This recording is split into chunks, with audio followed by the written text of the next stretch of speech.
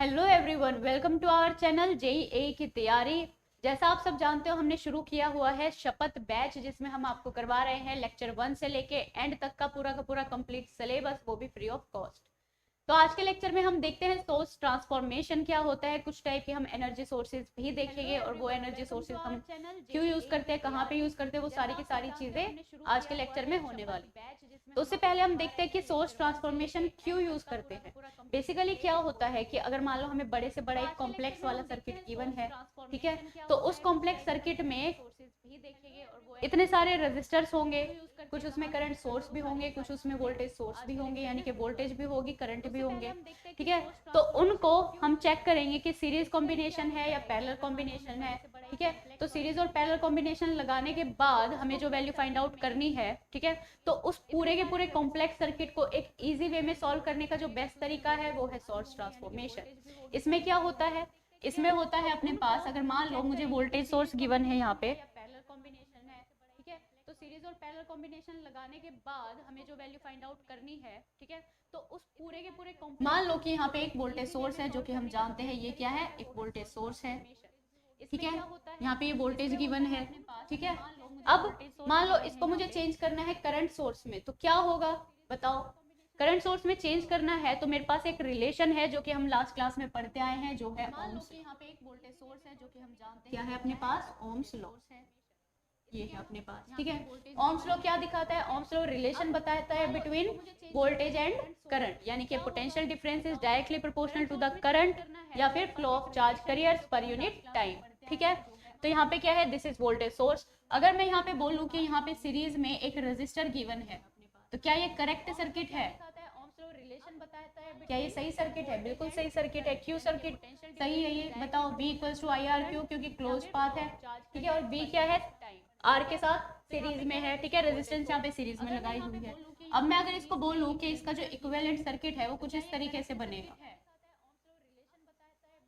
इस तरीके से बनेगा। क्या ये वाला सर्किट सही है? हाँ बिल्कुल सही है। क्यों? क्योंकि करंट सोर्स के हमेशा पैरेलल में ही रेजिस्टेंस रहती है। पिछले लेक्चर जाके आप लोग देखो, आज ही प्लेलिस्ट को चेक करो। प्लेलिस्ट आपको हमारे चैनल एड अंकल जेईई की तैयारी पे मिल जाएगी। बैच का नाम है शपथ बैच, ठीक है। तो ये आ जाएगी अपने पास करंट की वैल्यू।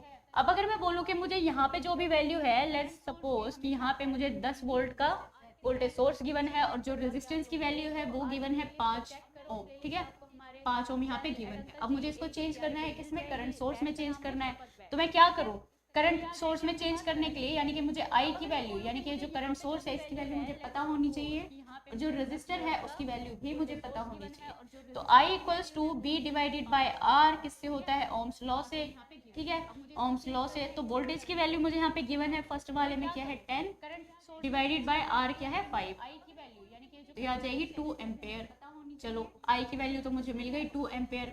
अब ये जो रेजिस्टर है इसकी वैल्यू भी मुझे कहाँ से मिल जाएगी, लेट्स सपोज कि जो रेजिस्टर की वैल्यू है वो क्या है, आर डैश है, ठीक है, आर डैश है। अब ये आर डैश निकालने के लिए क्या करना पड़ेगा, करंट तो मुझे मिल गया, ठीक है।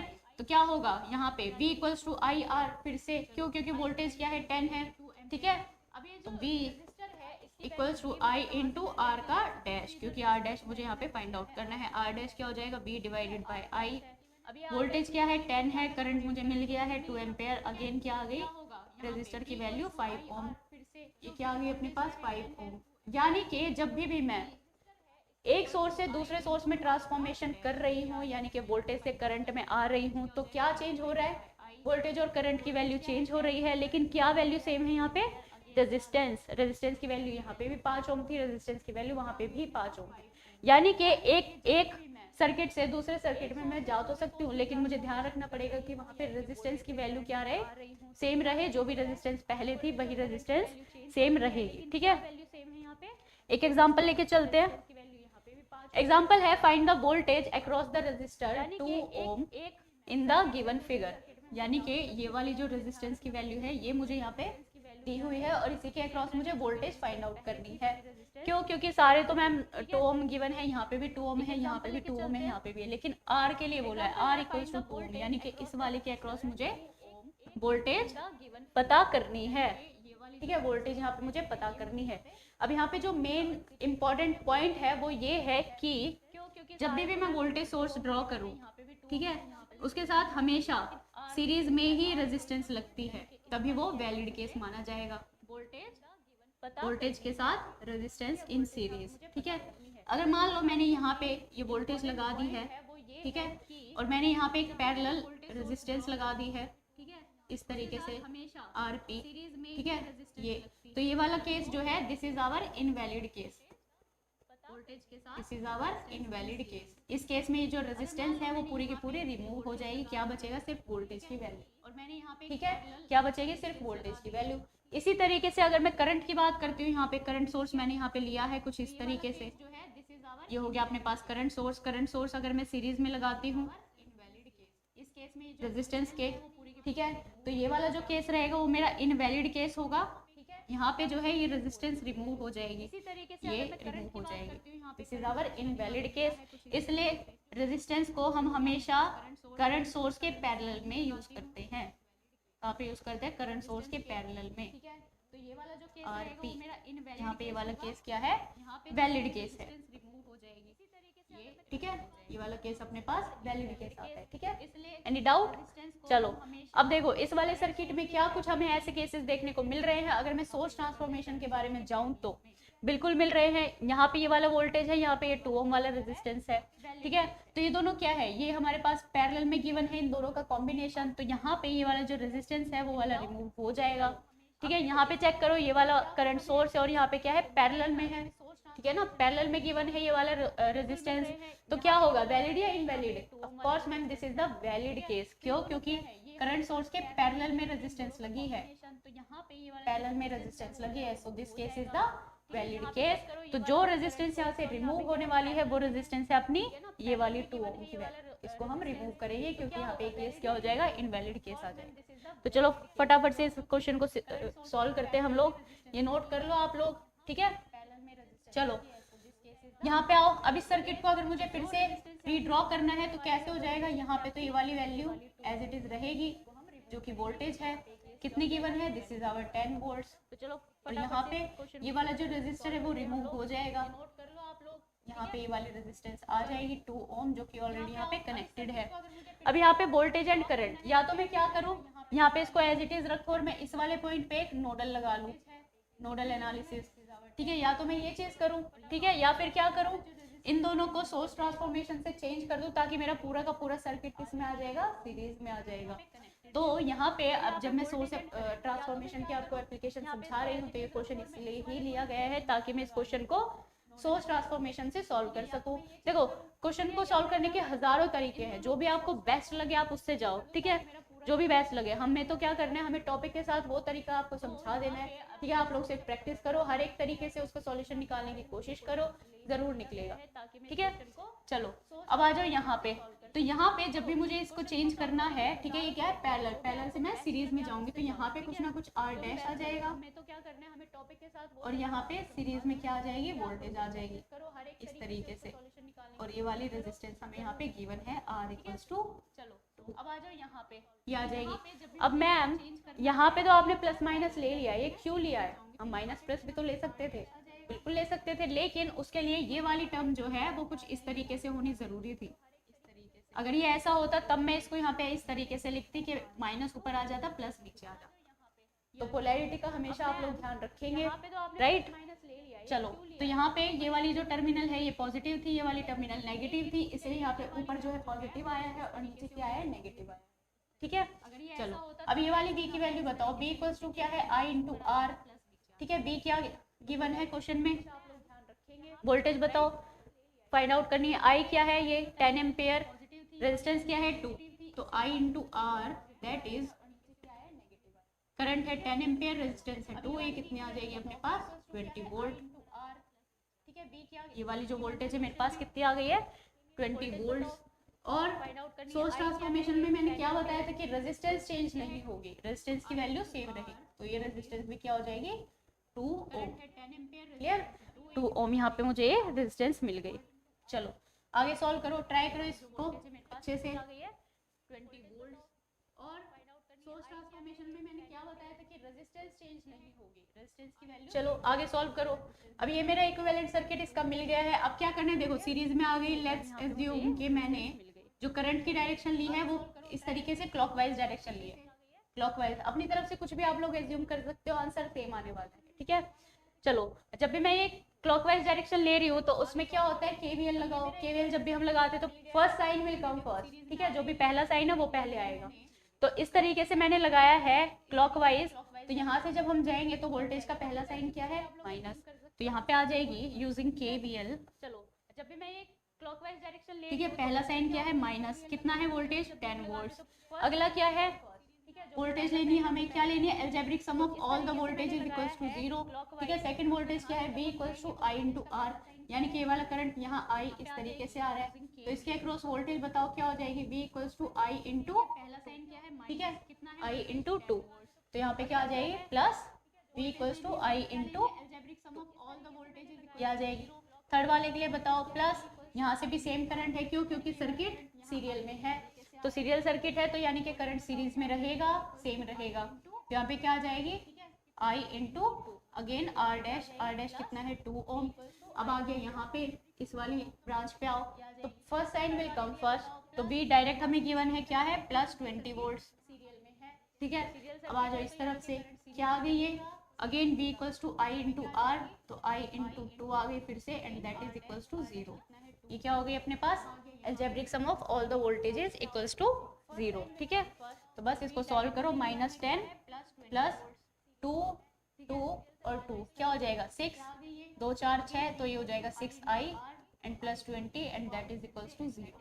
तो 6I equals to -10, I equals to -10 upon 6 ampere. Solve करो, -10 ये आ गया मेरे पास करंट। बस अब क्या करना है, सीरीज में जब भी मुझे करंट पता चल गया है तो क्या करना है, I equals to V divided by R और V equals to I into R, ohm's law लगा दो, 6I equals to -10, Ohm's law लगाओ फटाफट से भाई, क्या आ जाएगा, V इक्वल्स टू किसके ओम, 2 ओम के across, V equals to I into R, I कितना आया है, I equals to -10/6 into resistance किसके अक्रॉस निकालनी है अपने को, 2 ओम के अक्रॉस, आ जाएगा -10/3,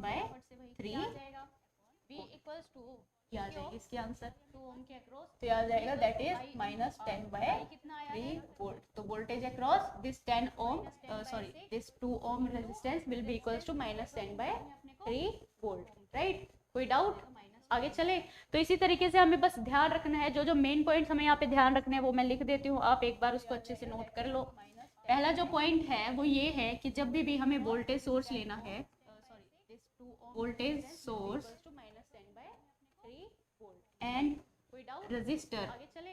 तो इसी तरीके से हमें बस ध्यान रखना है, जो जो मेन पॉइंट हमें यहाँ पे ध्यान रखने हैं वो मैं लिख देती हूँ, आप एक बार उसको अच्छे से नोट कर लो। पहला जो पॉइंट है कनेक्टेड इन सीरीज, हमें वोल्टेज सोर्स लेना है, voltage should be connected in series, ठीक है, हमेशा क्या होने चाहिए, दोनों सीरीज में होने चाहिए। सेकंड पॉइंट क्या है, सेकंड पॉइंट है अपने पास की current source, connected in current source and register should be connected in series, should be, ठीक है, हमेशा क्या होने चाहिए, दोनों सीरीज में होने चाहिए। सेकंड पॉइंट क्या है, सेकंड पॉइंट है अपने पास की कनेक्टेड इन पैरेलल, किस में होने चाहिए, पैरेलल में होने चाहिए, ठीक है। थर्ड पॉइंट क्या है अपने पास कि जब भी हम सोर्स ट्रांसफॉर्मेशन कर रहे हैं रेजिस्टेंस सेम रहेगी, इन रेजिस्टेंस वैल्यू होने चाहिए, पैरेलल में होने चाहिए, रिमेन सेम, ठीक है। थर्ड पॉइंट क्या है अपने पास कि जब भी हम सोर्स ट्रांसफॉर्मेशन कर रहे हैं रेजिस्टेंस सेम रहेगी, performing resistance source transformation remain same, ठीक है। थर्ड पॉइंट क्या है, ठीक है, while performing source transformation, right, ठीक है भाई। तो ये सारी चीज़ों को ध्यान रखना है, अगर इनमें से कोई भी केसेस ऐसा है कि इनवैलिड है तो वहाँ पे वो रेजिस्टेंस की वैल्यू हट जाएगी, राइट, क्लियर। कोई डाउट है, नहीं है, क्यों, क्योंकि अगर मान लो यहाँ पे मैं इस तरीके से अगर रेजिस्टर लगा देती तो ये वाली रेजिस्टर की वैल्यू हम लोग कंसीडर नहीं करते, ठीक है, यहाँ पे ये वाला तो करते, यहाँ पे इसके साथ सीरीज में, यानी कि इस तरीके से अगर मैं ये लगा देती हूँ यहाँ पे तो ये वाला रेजिस्टेंस हम हटा देते हैं। Clear, right. तो ये सारे पॉइंट्स आप लोग नोट कर लो। आगे चलते हैं फिर अगला हम देखते हैं कि एनर्जी सोर्सेज क्या होते हैं। ठीक है, अगर मान लो एक फॉर्म ऑफ एनर्जी को दूसरे फॉर्म ऑफ एनर्जी में कन्वर्ट करने के लिए जो चीजें यूज होती है या जो सोर्सेज यूज होते हैं उनको हम क्या बोलते हैं, एनर्जी सोर्सेज। या तो नॉन इलेक्ट्रिकल से इलेक्ट्रिकल या फिर इलेक्ट्रिकल से नॉन इलेक्ट्रिकल एनर्जी में कन्वर्ट होने वाले अगला हम देखते हैं चीजों को क्या बोलेंगे, एनर्जी सोर्सेज। फॉर एग्जाम्पल जैसे कि हमने लास्ट क्लास में देखा था कि अगर बैटरीज हम लेते हैं, बैटरीज क्या है, बेसिकली केमिकल से बनती है, तो केमिकल टू इलेक्ट्रिकल एनर्जी वहां पे क्या हो रही है, चेंज हो रही है। यानी कि केमिकल क्या है, that is non electrical energy, और नॉन इलेक्ट्रिकल एनर्जी से कन्वर्ट करने वाले सोर्सेज को इलेक्ट्रिकल एनर्जी में, उनको हम क्या बोलेंगे, एनर्जी सोर्सेज बोलेंगे। ठीक है, तो the sources which are capable of converting non electrical energy into electrical energy and vice and versa are considered as energy sources. ये हो, ठीक है। तो जब भी हम नेटवर्क्स या फिर बेसिक इलेक्ट्रिसिटी की बात करते हैं, हमारे पास दो एनर्जी सोर्सेज होते हैं, पहला है डीसी सोर्स और दूसरा है एसी सोर्स। ठीक है, यानी कि डायरेक्ट करंट प्रोड्यूस करने वाला सोर्स और एक ऑल्टरनेटिंग करंट को प्रोड्यूस करने वाला सोर्स। डीसी करंट सोर्स जो है वो अपना फ्रीक्वेंसी पे डिपेंड नहीं होता है, यानी कि वहाँ पे फ्रीक्वेंसी बिल्कुल जीरो ही होती है डीसी सोर्स की। लेकिन जब भी हम एसी सोर्स की बात करते हैं, अल्टरनेटिंग करंट सोर्स की बात करते हैं, वहाँ पे जो है फ्रीक्वेंसी एक इंपॉर्टेंट पार्ट होती है। इसलिए हमारा जो चैप्टर है, पूरा का पूरा सब्जेक्ट है, उसमें क्या है, basic electricity and AC fundamentals. ठीक है, तो एसी फंडामेंटल्स यानी कि जब भी हम पढ़ेंगे क्या, साइन ओमेगा टी वाली टर्म्स, तो ये क्या है, this is our AC source. ठीक है, एसी में हम लोग इसका यूज करते हैं। तो जो भी डीसी सोर्स होता है वो हम इस तरीके से रिप्रेजेंट करते हैं। जब तक जितने भी हमने क्वेश्चन पढ़े हैं वो इस तरीके से है, so this is our DC source. और जब भी हम एसी सोर्स की बात करते हैं उसको हम इस तरीके से रिप्रेजेंट करते हैं, यानी कि वो फ्रीक्वेंसी पे डिपेंड होता है। क्लियर, फ्रीक्वेंसी पे डिपेंड होता है, तो ये अपने पास क्या हो जाएगा, एसी सोर्स, राइट। कोई डाउट? इसके अलावा अगर मैं बोलूं कि ये जो डीसी सोर्स है, डायरेक्ट करंट, ठीक है, वो फ्रीक्वेंसी पे डिपेंड नहीं करता है, इसलिए वो कुछ इस तरीके से शो होता है, डिपेंड होता है। ठीक है, और अगर मैं बोलूं एसी, एसी का जो है वो कुछ इस तरीके से शो होता है, यानी कि वो क्या कर रहा है, अकॉर्डिंग टू द फ्रीक्वेंसी वो चेंज हो रहा है इस तरीके से। ठीक है, इस तरीके से वो चेंज हो रहा है। ठीक है, तो ये जो हो गई, this is our DC and this is our AC wave form. ठीक है, राइट, सिंबल मैंने दोनों के बता ही दिए हैं।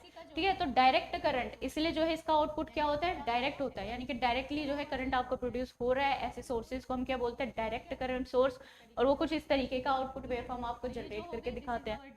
और जो एसी सोर्स होते हैं वो क्या होता है, टाइम के साथ वेरी करते हैं। टाइम अगर है तो frequency is inversely proportional to time, frequency equals to 1/t। तो अगर वो फ्रीक्वेंसी पे डिपेंड कर रहे हैं, यानी कि वो टाइम के साथ वेरी करने वाले, टाइम के साथ चेंज करने वाले एनर्जी सोर्सेज होते हैं, इसलिए उनकी जो वेव फॉर्म है, जो आउटपुट जनरेट होगा, वो भी वक्त के साथ बदलता रहेगा। क्लियर, कोई डाउट? चलो अब देखते हैं डीसी सोर्सेज दो टाइप के होते हैं, पहला होता है इंडिपेंडेंट सोर्सेज और दूसरा होता है डिपेंडेंट सोर्सेज। अब इंडिपेंडेंट और डिपेंडेंट सोर्सेज में क्या डिफरेंस है, देखो नाम से ही पता चल रहा है। इंडिपेंडेंट यानी कि वो सोर्सेज जो दूसरे की वैल्यू पे निर्भर नहीं होते, दूसरे की वैल्यू पे डिपेंड नहीं करते। लेकिन जो डिपेंडेंट सोर्सेज होते हैं वो क्या होते हैं, जो कि दूसरे की वैल्यूज पे डिपेंड करते हैं। Clear, let's take an example. अगर मैं डिपेंडेंट सोर्स की यहाँ पे बात करूँ और मैंने कोई इक्वेशन ली है, I1 equals to V2 into 5 plus V1 into 7, इस तरीके से, तो मैं कह सकती हूँ कि I1 की जो भी वैल्यू है वो डिपेंड करती है किस पे, V2 पे और V1 पे।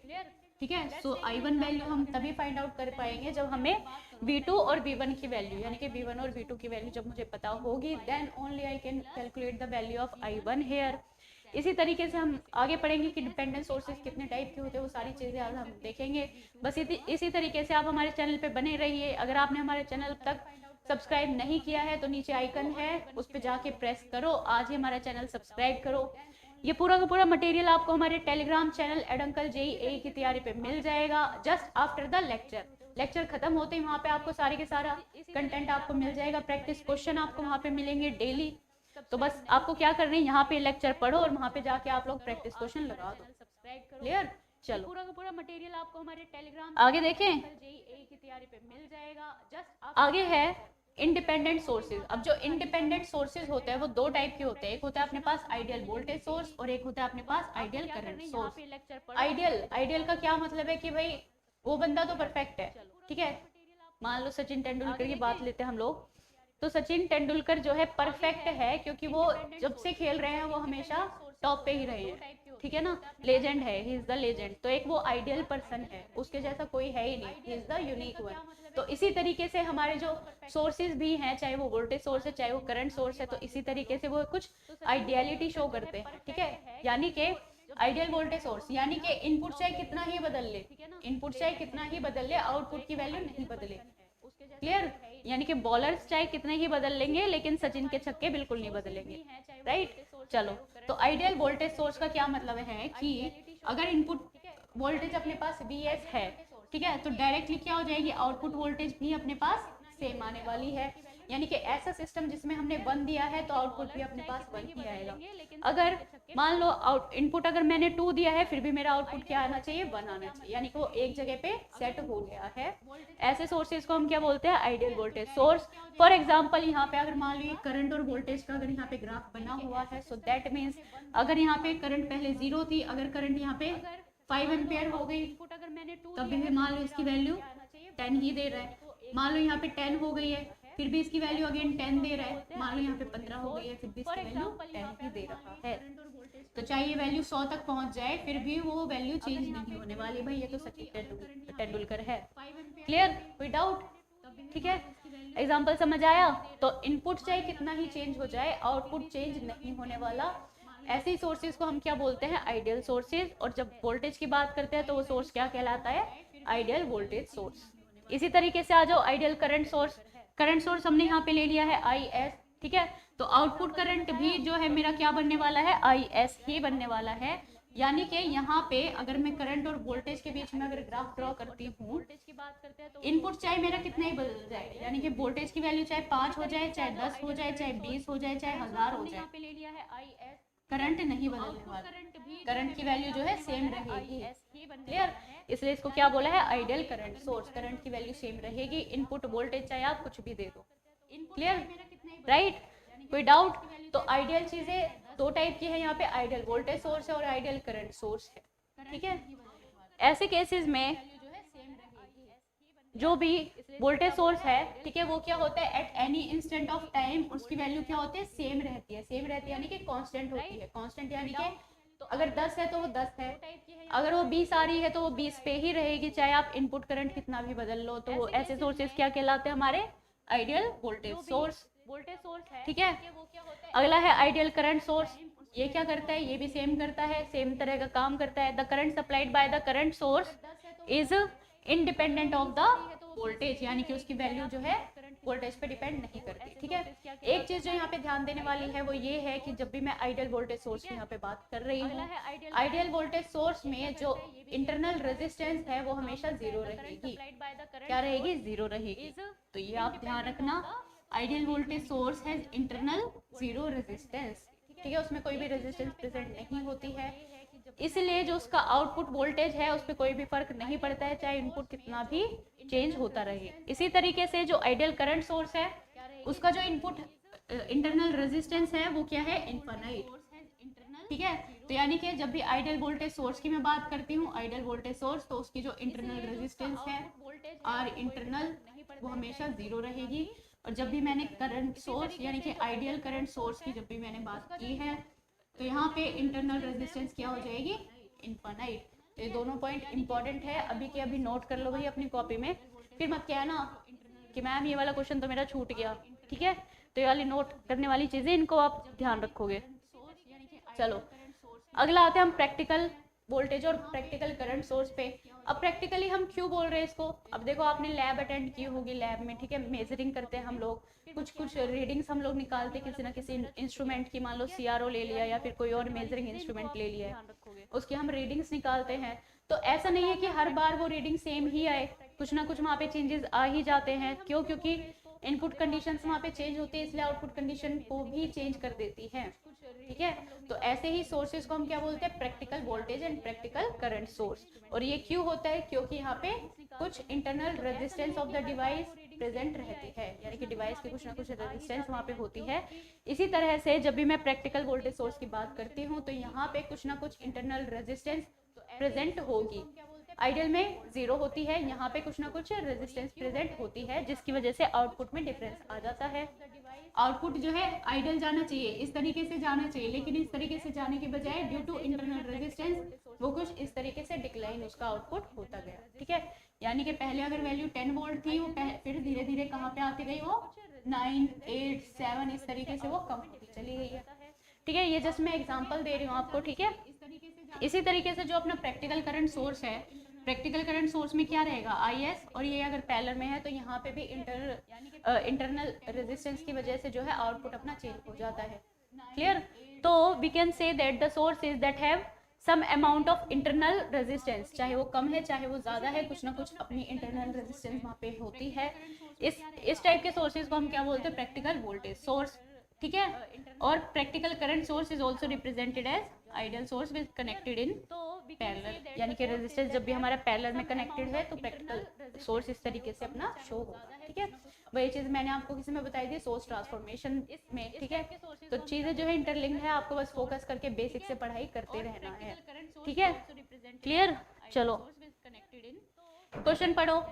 The source resistance of an ideal voltage source should be, अभी क्या भी बताया है, बताओ इसका आंसर नीचे कमेंट बॉक्स में लिखो मुझे। क्या पूछा है, source resistance of an ideal voltage source, किसकी पूछी है, आइडियल वोल्टेज सोर्स की रेजिस्टेंस बता दो, इंटरनल रेजिस्टेंस क्या होती है, of course that it is zero, क्या हो जाएगी, जीरो वैल्यू, क्लियर, कोई डाउट। चलो आगे हम देखते हैं कोई और कंसेप्ट, कौन कौन से। एक बचा है अपने पास डिपेंडेंट सोर्सेज, उनको भी कर लेते हैं। डिपेंडेंट सोर्सेज यानी कि वो सोर्सेज जिसकी वैल्यू डिपेंड करती है दूसरे की वैल्यू पे, यानी कि जिसका करंट किसी की वोल्टेज या करंट पे डिपेंड कर रहा है, ठीक है। तो the sources which exhibit this dependency are called dependent sources. Dependent sources are further classified as VCVS, यानी कि वोल्टेज कंट्रोल्ड वोल्टेज सोर्स। इस टाइप के जो है अपने पास 4 होते हैं, इनको मैं ज़्यादा डीप में नहीं पढ़ाऊंगी, क्योंकि इनमें जितना आपको जानकारी होनी चाहिए क्वेश्चंस को सॉल्व करने के लिए, बस उतना ही यहाँ पे करवा रही हूँ मैं आपको, ठीक है। इस तरीके से जो है हमें इसको रिप्रेजेंट करते हैं, ये क्या है अपने पास, डिपेंडेंट वोल्टेज सोर्स, यानी कि वोल्टेज कंट्रोल्ड वोल्टेज सोर्स। इस टाइप के जो है अपने पास 4 होते हैं, डिपेंडेंट वोल्टेज सोर्स, क्योंकि इनमें जितना आपको जानकारी होनी चाहिए क्वेश्चंस को सॉल्व करने के लिए, बस उतना ही, ठीक है, करवा रही हूँ मैं आपको। ये क्या है, इस तरीके से जो है हमें दिस इज इसको dependent current source, dependent voltage source, dependent current source, right, ठीक है। ये अपने पास क्या, डिपेंडेंट करंट सोर्स, ये हो गया।